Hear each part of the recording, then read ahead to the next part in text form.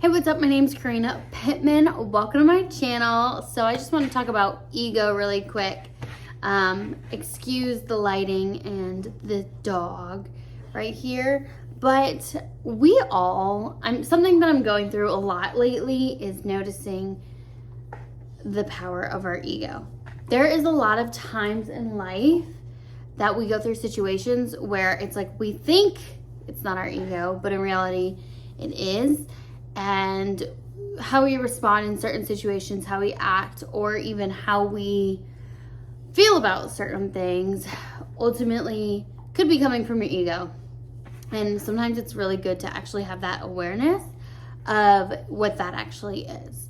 A lot of times, especially if you go through a situation that doesn't seem in your favor, when technically in the grand scheme of things, there's always a positive and a negative. There's never just like one or the other.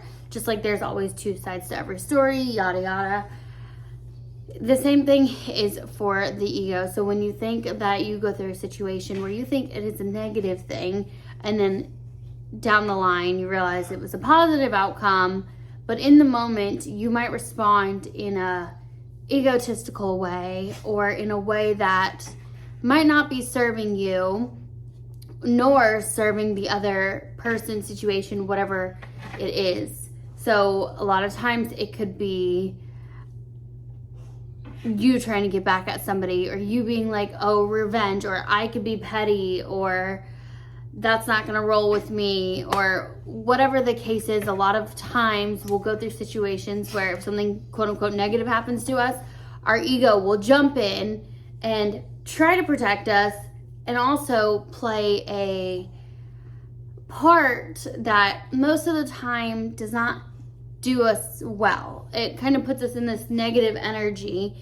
So when we think about the ego, it's really important. I think it's okay to have an ego. It's okay to have a healthy ego, most importantly. Just the reality of being a human.